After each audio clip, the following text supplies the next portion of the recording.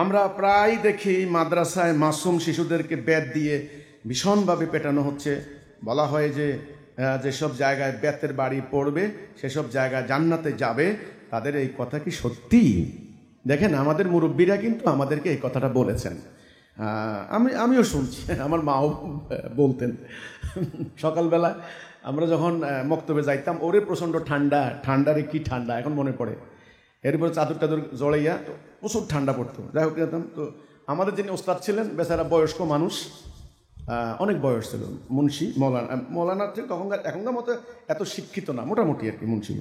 আর পরবর্তীতে আমার তো অনেক মক্তব চেঞ্জ হয়েছে, আমি একজনের কথা বলি আর কি। তা উনি প্রথম চান্সে যাওয়ার সাথে সাথে আমাকে বলতো, আলাম তারা বলো।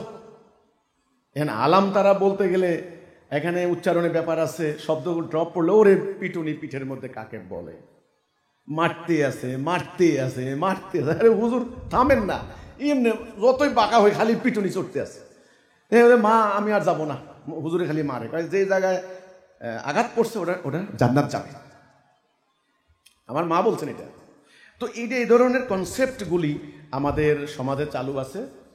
বাচ্চাদেরকে শিক্ষা দেওয়ার জন্য, দ্বীনি ইলম হাসিল করার জন্য এই ধরনের কথা চালু করে দিয়েছেন। এগুলো আসলে কোরআন হাদিসের কোনো কথা নয়।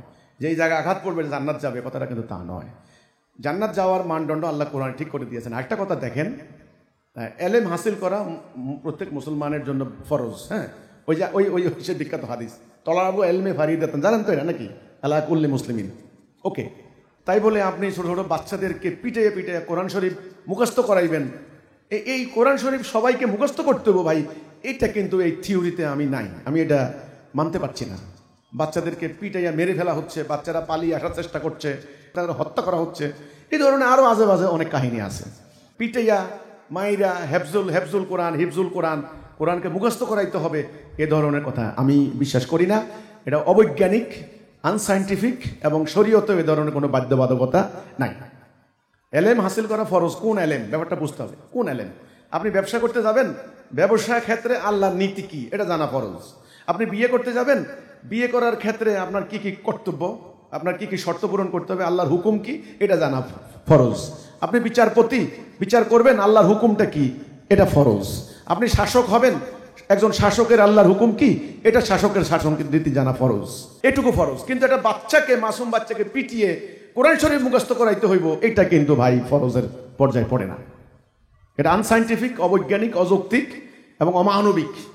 হ্যাঁ, বাচ্চাদেরকে শাসন করা দরকার আছে, হালকা শাসনের প্রয়োজন আছে। একেবারে ব্যাপ ছাড়া পোলাফাইন একেবারে ফেরেশতা হয়ে যাইব, এটাও আমি মনে করি না।